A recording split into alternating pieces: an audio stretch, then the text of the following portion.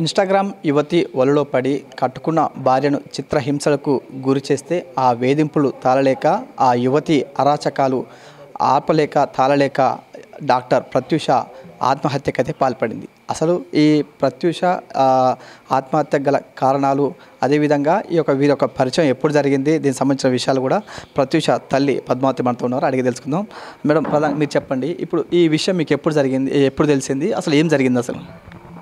పాప 11 మంత్స్ నుంచి సఫర్ అవుతుందంటే కానీ చెప్పలేదు మాకు. వాళ్ళ అత్త మామగారికే చెప్పుకున్నదట, కొడుకును మార్చుకుంటారు తిరుగుతున్నాడు ఇట్లా అని. కానీ వాళ్ళు బై డాక్టర్ అట్లనే తిరుగుతారు, అట్లేం పెద్ద ఏం లేదు, మేము మా అబ్బాయిని అడిగినాం, జస్ట్ ఫ్రెండ్షిప్పే అంటున్నాడు. అది ప్రూఫ్స్ చూపించినా కూడా జస్ట్ ఫ్రెండ్షిప్పే అని అంటున్నాడు. అంతే, నువ్వే ఎక్కువగా ఆలోచిస్తున్నావు, ఊహించేసుకుంటున్నావు అని మా పాపనే మాటలు అన్నారని.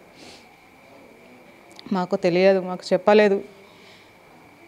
బాగా మెంటల్ టార్చర్ పెట్టిండట, డైవర్స్ ఇయ్యమని గొడవ చేసిండట. బాగా అంటే బాగా మెంటల్ టార్చరు, అది బెదిరించుడు, బాగా టార్చర్ అనుభవించింది నా బిడ్డ. ఆఖరికి వాడే హత్య చేసేసిండు. నా బిడ్డ చాలా ధైర్యవంతురాలు, చేసుకోదు, ఏదైనా నేను ఫైట్ చేస్తా అన్నది. అసలు అట్లాంటి చేసుకుంటానన్న ఆలోచన కూడా నీకు రానీకని నన్ను అన్నది. అంత ధైర్యం చెప్పింది, చేసుకోదు. అది చేసుకోలేదు. పగడ్బందీగా ప్లాన్ వేసి ముందు రోజే నెలల పాపని కూడా, ఇద్దరిని పెద్ద పాపని చిన్న పాపని వాళ్ళ పేరెంట్స్ని ఇచ్చి భద్రాచలం సారపాక పంపించేసిండు ప్లాన్తో. మన్నాడు ఆయనే హత్య చేసేసి దాన్ని సూసైడ్ అని చూపిస్తున్నాడు. చాలా అంటే చాలా టార్చర్ పెట్టాడు నా బిడ్డని, మానసికంగా శారీరకంగా కూడా.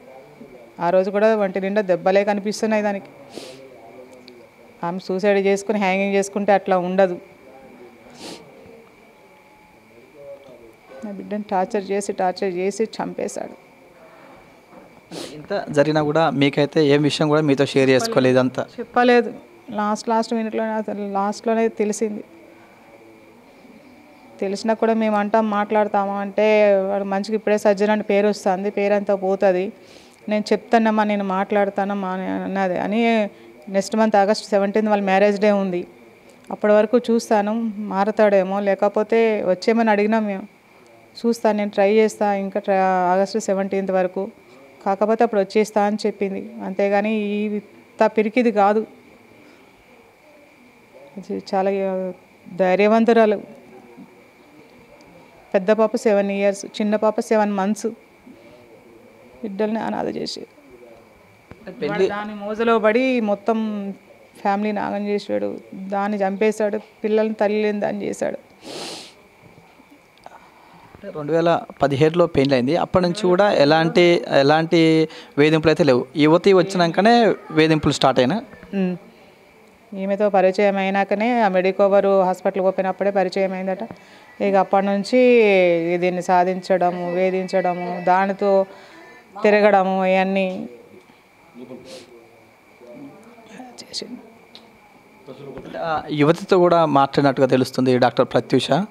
మాట్లాడినప్పుడు కూడా ఆమె కూడా బెదిరించడం అట్లాంటివి చేసి పాప అన్నదట, ఇద్దరు పిల్లల తండ్రి, ఫ్యామిలీ ఇంట్లో బాగా గొడవలు అవుతున్నాయి, నీకు పెళ్ళి కాలేదు, నువ్వు వదిలేయి మాట్లాడగానంటే, నీకు దమ్ముంటే నీ వాళ్ళందరినీ తీసుకునిరా నా ఇంటికి, నేను మాట్లాడతా, నీ దగ్గర మొన్న ఈ మధ్యనే బర్త్డే అయితే ఈయన చేసిండని తెలిసింది, ఏమైనా ప్రూఫ్లు ఉంటే తీసుకురా. ఇట్లా బాగా బెదిరించుడు మాట్లాడేది. బెదిరించింది ఆ అమ్మాయి కూడా బాగానే. అంటే ఆ రోజు, అంటే చనిపోయిన రోజు ఏం జరిగింది అసలు, మీకు ఎప్పుడు విషయం తెలిసింది ఇది?